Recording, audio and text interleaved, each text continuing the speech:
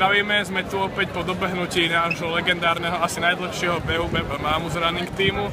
A je to Devín Bratislava, takže Miro, povedz nám, ako sa ti behalo.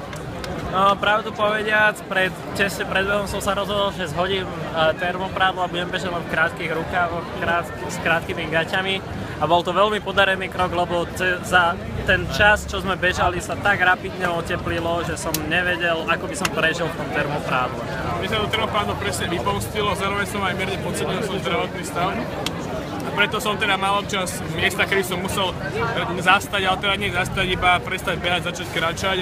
Ale napriek tomu som nakoniec dobehol celkom s gráciou, keďže energiu ušetrenú na kroku som potom presunul do následného šprintu posledného pol kilometra, čo teda vyvolalo ovácie, aj keď nie som so svojím výkonom úplne spokojný.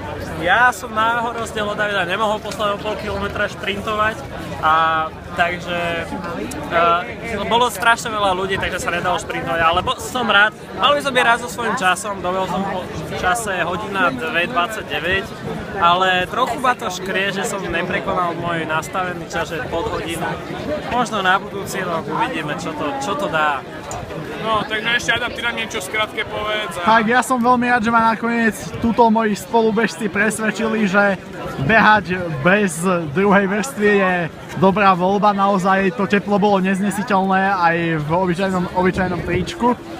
A čo sa týka môjho výkonu, tak musím povedať, že mierne som zaváhal v prvej tretine, kde som išiel pomalším tempom a môj celkový čas bol v hrubom čase okolo hodina 12 až hodina 15, ale meraného času, keďže zhruba prvého pol kilometra sa nemeral čas vôbec a meracia stanica bola až po určitom asi 5-minútovej chôdze, tak myslím, že tá hodina 10 je z toho čistého času taký triezvy odhad. Pochopiteľne ešte na stránke sa to dozvieme presne. V prvom čase máme za Adamom obidvaja približne rovnaké časy, takže ťažko povedať, kto bude skôr.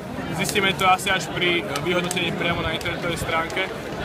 Niektorým došli SMS-ky, niektorým niečo, keď organizácia má možno mierne diery, ale tak niečo, čo samozrejme sa dá prehliadnúť, lebo to už mám vedľajší bonus v podstate k tomu štartovnému, že dostanete SMS-ku, nie je to potrebné pre mňa. Dobre, momentálne sa na najbližšom období sa nechystáme na žiadne behy, najbližšie mám pocit, že bude až štafeta Run and Fun a myslím si, že sa vám ohlasíme akože pravidelnejšie, možno každý týždeň, možno nie a dáme vám vopred dosť čas vedieť, teda, že budeme bežať.